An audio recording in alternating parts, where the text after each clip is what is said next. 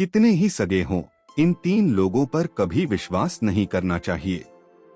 एक समय की बात है, मध्य देश में एक बहुत ही सुंदर नगर था। उस नगर में एक चोर रहता था जो छोटी मोटी चोरी करके अपने परिवार का पालन पोषण करता था। लेकिन उस चोरी के धन से उसके परिवार का पूरी तरह से खर्च नहीं चलता था। एक दिन उसने सोचा, पाप तो पाप होता है, चाहे छोटा हो या बड़ा। मैं चाहे छोटी चोरी करूं या बड़ी, रहूंगा तो चोर ही। पकड़े जाने पर दंड भी उतना ही मिलेगा, तो क्यों ना मैं बड़ी चोरी करूं। ऐसा निश्चय करके उसने उस नगर के राजा के खजाने को लूटने की योजना बनाई। रात होने पर वह राजमहल में घुस गया। किसी तरह वहां पहुंचा जहां राजा का खजाना था। वहां पहुंचकर उसने देखा कि खजाने पर कई सैनिक पहरा दे रहे थे। खाली हाथ लौटने से तो अच्छा है कि कुछ ना कुछ तो यहाँ से ले ही चलूं, मेरा यहाँ आना व्यर्थ नहीं होना चाहिए। ऐसा निश्चय करके चोर राजा के शयन कक्ष के पास पहुंच गया। उसने धीरे से पर्दा हटाकर अंदर झांका और नजारा देखकर आश्चर्यचकित रह गया। उसने देखा कि राजा गहरी नींद में सो रहे हैं और उनकी रानी अर्धनग्न अवस्था में बैठी हुई हैं। कुछ देर बाद फिर उसने पर्दा हटाकर देखा कि रानी सोई हैं या नहीं, क्योंकि रानी सो जाए तो राजा के वस्त्र चुराए जाएं। लेकिन चोर ने देखा कि रानी अभी भी उसी तरह बैठी हुई थी। ये देखकर चोर ने सोचा कि यहाँ तो चोरी करना बहुत ही मुश्किल है। और अगले ही पल रानी ने चोर की गर्दन पर तलवार रख दी। रानी बोली, कौन है तू और यहाँ किस लिए आया है? सच सच बता वरना तेरा सिर धड़ से अलग कर दूंगी। चोर डर के मारे पसीने से लथपथ हो गया और हाथ जोड़कर गिड़गिड़ाता हुआ बोला, रानी साहिबा मेरी जान बख्श दो। मैं एक गरीब चोर हूँ और चोरी करने के उद्देश्य से ही यहाँ आया हूँ। छोटी मोटी चोरी करके अपने परिवार का पालन पोषण करता हूँ। अगर आपने मुझे मार दिया तो मेरे बच्चे अनाथ हो जाएंगे। मैं वचन देता हूँ कि दोबारा कभी चोरी नहीं करूँगा। पर रानी ने एक शर्त रखा कि यदि तुम मेरे साथ समागम करोगे तो मैं तुम्हें यहाँ से जाने दूंगी, वरना एक ही झटके में तुम्हारा सिर काट दूंगी। रानी की यह अनोखी शर्त सुनकर चोर और भी ज्यादा घबरा गया। उसने कहा, रानी साहिबा यह आप क्या कह रही हो? मैं तो एक साधारण चोर और आप एक महारानी सा। रानी बोली, जान प्यारी है तो जैसा कहती हूँ वैसा ही करो, वरना मरने के लिए तैयार हो जा। रानी का ऐसा प्रस्ताव सुनकर चोर की जान हलक में अटक गई। वह सोचने लगा, आज मैं बहुत बड़ी मुसीबत में फंस गया हूँ। अगर रानी की बात नहीं मानी तो भी मारा जाऊंगा। मुझे 5 मिनट का समय दे दो, मुझे बहुत जोर से लघु शंका लगी है। पहले मुझे लघु शंका से निवृत्त होने दो, उसके बाद आप जैसा कहोगी मैं वैसा ही करने के लिए तैयार हूँ। रानी ने तुरंत तलवार के इशारे से शौचालय की तरफ इशारा किया। चोर ने मौका पाकर द्वार की तरफ भागा, पर पहुंचा तो द्वार पर तैनात सैनिक ने उसे पकड़ लिया और उससे पूछताछ करने लगा। चोर डर से कांपते हुए सच सच बताने लगा, मैं एक चोर हूँ और राजमहल में चोरी करने आया था। लेकिन रानी ने मुझे पकड़ लिया और छोड़ने के बदले एक शर्त रखी थी कि मैं उसके साथ समागम करूं, इसलिए मैं लघुशंका का बहाना बनाकर वहां से भाग आया। सैनिक ने कहा, देख भाई, मैं तुझे एक शर्त पर जाने दूंगा। तुम्हें पुनः रानी के पास लौटकर जाना होगा और कहना होगा कि तुम उसके साथ समागम करने के लिए तैयार हो, लेकिन उससे पहले तुम्हें अपने हाथों से राजा को मारना होगा। सैनिक की यह शर्त सुनकर चोर के पांव तले जमीन खिसक गई। उसने सोचा, अब तो मौत निश्चित है। अगर मैंने रानी से यह बात कही तो रानी मेरा सिर काट देगी। मजबूरी में चोर वापस रानी के पास गया और बोला, रानी साहिबा मैं आपके साथ संबंध तो बना लूंगा, लेकिन मुझे एक बात का डर है कि अगर उस समय राजा साहब जाग गए तो ना आप बचेंगी और ना मैं। राजा साहब, हम दोनों को मार डालेंगे, इसलिए आपको एक काम करना होगा। आप अपने हाथ से राजा का सिर काट दीजिए, फिर हम निडर हो जाएंगे। अगर आप इतना कर सकें तो मुझे आपकी शर्त मंजूर है, वरना मैं आपके हाथों मरना उचित समझूंगा। आप मुझे मार दीजिए। काम के वशीभूत रानी चोर से कहने लगी, ठहरो, ये कौन सी बड़ी बात है, मैं अभी राजा साहब को मौत के घाट उतार देती हूँ।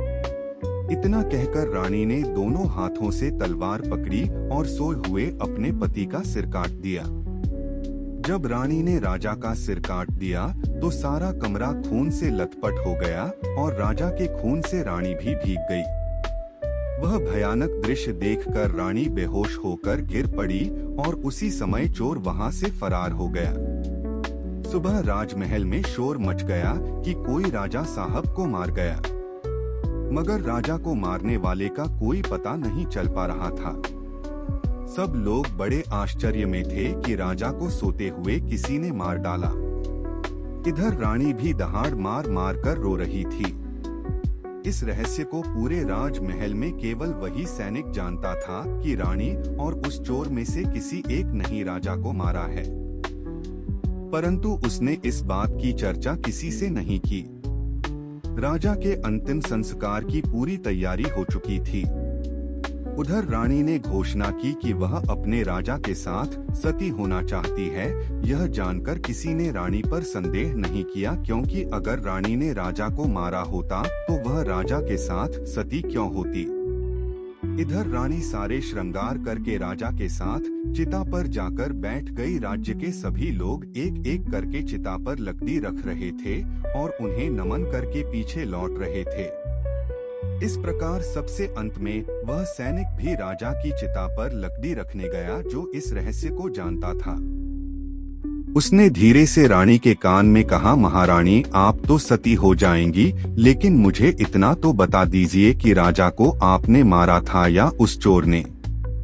यह सुनकर रानी चौंक पड़ी। वह समझ गई कि इसका मतलब इस भेद को यह सैनिक भी जानता है। रानी ने कहा, सुनो, राजा को ना तो मैंने मारा है ना उस चोर ने। अगर तुम्हें यह जानना है कि राजा को किसने मारा है तो तुम नगर से बाहर उत्तर दिशा में जो जंगल है उसमें चले जाओ। वहाँ एक कुटिया में एक बुढ़िया रहती है, वह तुम्हें इस रहस्य को जरूर बता देगी। सैनिक को यह रहस्य जानना था, इसलिए वह अगले ही दिन रानी के बताए अनुसार जंगल में चला गया। जंगल में पहुंचने पर उसे वह कुटिया दिखाई दी जिसमें वह बुढ़िया रहती थी। सैनिक उस बुढ़िया के पैर पकड़कर बोला, माँ जी, मैं एक रहस्य जानने के लिए आपके पास आया हूँ।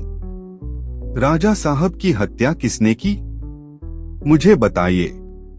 बुढ़िया माँ ने कहा, बेटा, अगर तुझे यह रहस्य जानना है तो तुझे एक काम करना होगा। मेरी कुटिया के बाहर एक बकरा बंधा हुआ है, तो अपनी तलवार से उसका सिर काट दे। सिर कटते ही बकरे की धड़ वहीं गिर जाएगी और उसका सिर हवा में उड़ने लगेगा। फिर तुम उस बकरे के सिर के कान पकड़कर लटक जाना। वह बकरे का सिर तुझे जिस जगह पर ले जाएगा वहां पहुंचकर तुझे तेरे सवाल का जवाब मिल जाएगा कि राजा को किसने मारा है।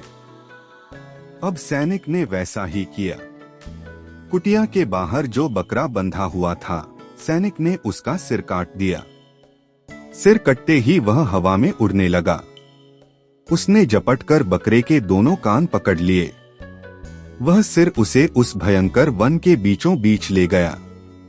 वहां एक गुफा थी और उसके द्वार पर जाकर सिर नीचे उतर गया। सैनिक सोचने लगा, इस जंगल में कोई भी इंसान दिखाई नहीं दे रहा। यहाँ कौन मुझे राजा की मौत का रहस्य बताएगा। यह गुफा एक राक्षस की थी जिसमें वह राक्षस और उसकी एक बेटी रहते थे। शाम हो गई थी और राक्षस अपने भोजन के लिए बाहर गया हुआ था। गुफा के अंदर उसकी बेटी मौजूद थी। जैसे ही राक्षस कन्या को किसी मनुष्य की गंध का एहसास हुआ, वह द्वार पर निकली। उसने देखा कि एक हटाता नौजवान गुफा के बाहर खड़ा है।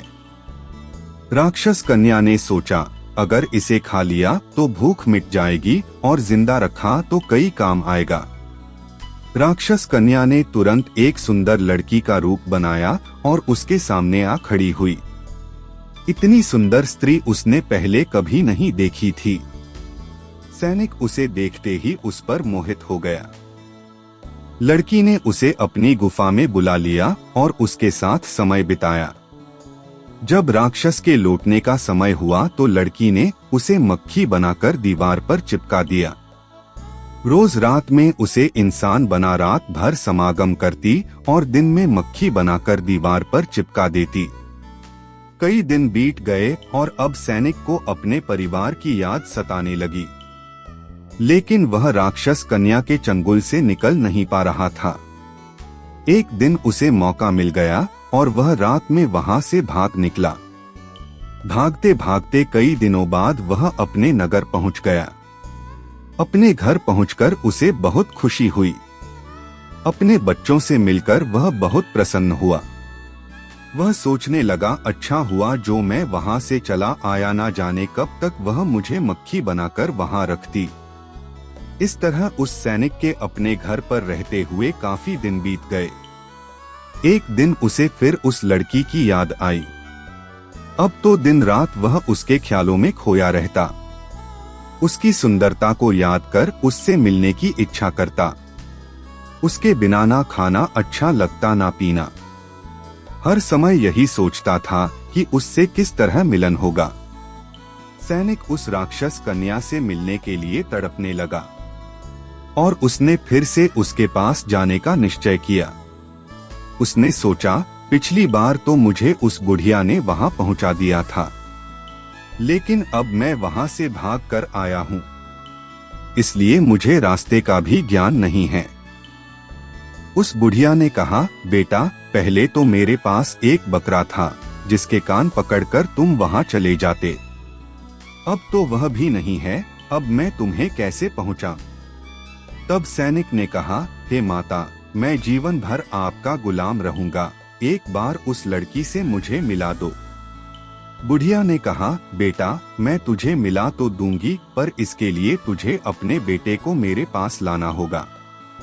सैनिक बोला, यह कौन सी बड़ी बात है।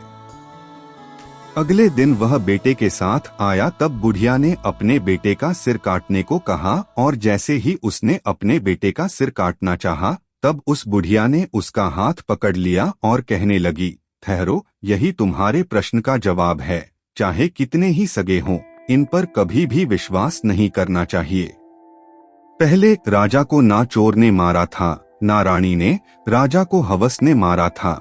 जिस तरह कामवासना में अंधा होकर तुम अपने बेटे को मारने के लिए तैयार हो गए, उसी हवस के वशीभूत होकर मनुष्य अंधा हो जाता है और गलत से गलत काम भी कर जाता है।